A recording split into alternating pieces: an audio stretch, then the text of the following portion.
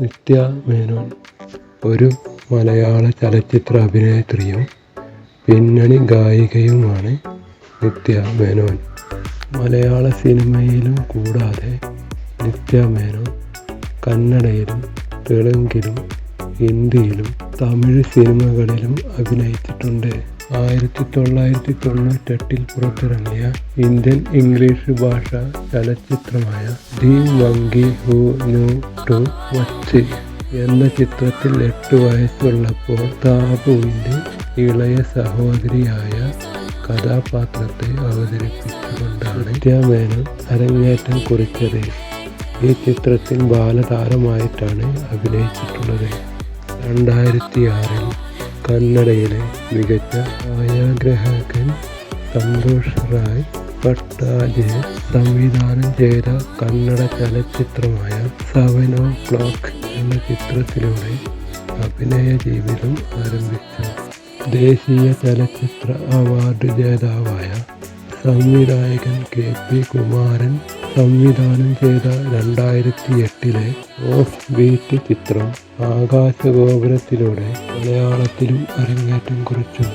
Stark world Kerala tourism മാസികയുടെ മുഖചിത്രത്തിൽ മോഹൻലാൽ കണ്ടെത്തിയതിനെ തുടർന്ന് 12ാം ക്ലാസ് പരീക്ഷയ്ക്കിടയിലായിരുന്നു നിത്യ മേനോന് ഈ വേഷം വാഗ്ദാനം ചെയ്തത്. നോവൽ വിജയൻ നാടകമായ ദി മാസ്റ്റർ ബിൽഡറിനെ ആസ്പദമാക്കിയുള്ള ഈ ചിത്രത്തിന് സമ്മിശ്ര പ്രതികരണം ലഭിക്കുകയും ചിത്രം സാമ്പത്തികമായി പരാജയപ്പെടുകയും ചെയ്തു. സൂപ്പർ ഹിറ്റ് ചിത്രമായ ജോസ് എന്ന കന്നഡ ചിത്രത്തിലൂടെ നിത്യ മേനോൻ വൻ തിരിച്ചുവരവ് നടത്തി. ചിത്രത്തിൽ ഒരു സഹവേഷത്തിൽ അഭിനയിച്ച നിത്യ വേഷത്തിന് മികച്ച അവലോകനങ്ങൾ ലഭിക്കുകയും ഒപ്പം വാണിജ്യ വിജയവും നേടിയ ഈ ചിത്രത്തിലെ വേഷം 57ാമത് ഫിലിം ഫെയർ അവാർഡ് സൗത്തിൽ മികച്ച സഹനടി വിഭാഗത്തിൽ നാമനിർദ്ദേശം ചെയ്യപ്പെട്ടു.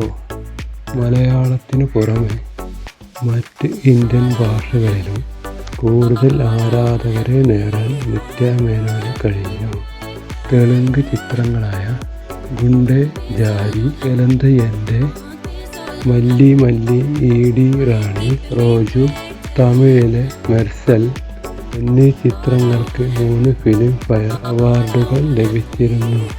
പുതിയ തലമുറയുടെ ചിന്തകൾക്കും ശൈലികൾക്കും ഒരുപോലെ ഇണങ്ങുന്നതും അതേസമയം തന്നെ പ്രാചീനതയുടെ കുലീന വേഷങ്ങളും ഉറുമി എന്ന ചിത്രത്തിൽ നിത്യ മേനോന് അവതരിപ്പിക്കാൻ കഴിഞ്ഞു. 2019 ഓഗസ്റ്റിൽ മിഷൻ മംഗൾ എന്ന ചിത്രത്തിലൂടെ ബോളിവുഡിലും അരങ്ങേറ്റം കുറിച്ചു. മലയാള മാതാപിതാക്കളുടെ പുത്രിയായി ബാംഗ്ലൂരിലെ ബാണസങ്കേരിയിലാണ് നിത്യ മേനോൻ ജനിച്ചത്.